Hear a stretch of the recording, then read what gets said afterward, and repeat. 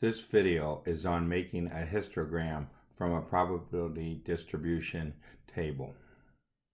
We have switched our calculator back to the app screen and to the histogram page. This screen shows the light-free apps. We will select the Statistics 1 VAR app. Reset sets it back to the initial conditions. We will either hit start or enter. What is nice is that our data is still in our app. If we do not press reset, the data in apps are retained. We have switched back to the random variable page to look at the probability distribution table. Here we see that little x is 0, 1, 2, and 3, and the probability of tails for 0 is 1 over 8, 1 tail is 3 over 8, 2 tails is 3 over 8, and 3 tails is 1 over 8. So we have entered into D1 the small x values.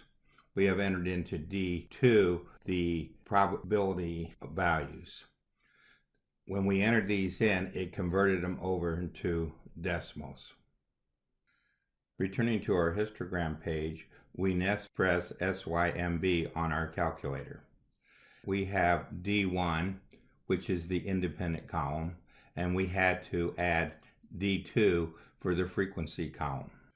We next press Shift Plot to set up our parameters for the bar graph. We go from -1 to 5, and from -1/8 to 1/2, so that we can see the picture of our bar graph. We put for the y-tix 1/8. On our calculator, we press plot to see our bar graph. We take a look at one more example, which is going to be 7 or 11 with the roll of 2 dice. We have switched our calculator and the Onenote page to the 7 or 11. The sample space is shown here with the event 7 or 11 shown in red or blue. The probability of 7/11 is equal to the probability of 7, which is 6 over 36, plus the probability of 11, which is 2 over 36, which adds up to be 8 over 36.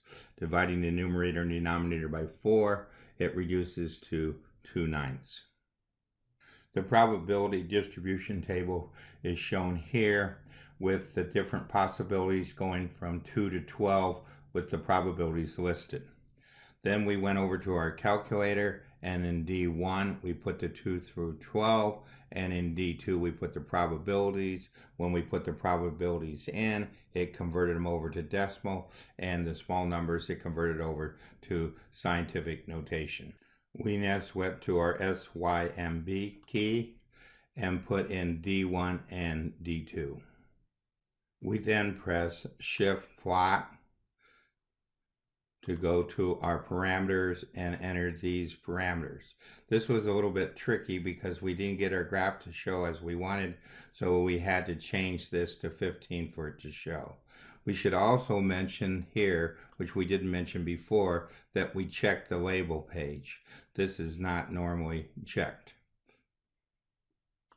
Pressing plot, we come up with our graph that we have over here. This ends our lesson on histogram creation.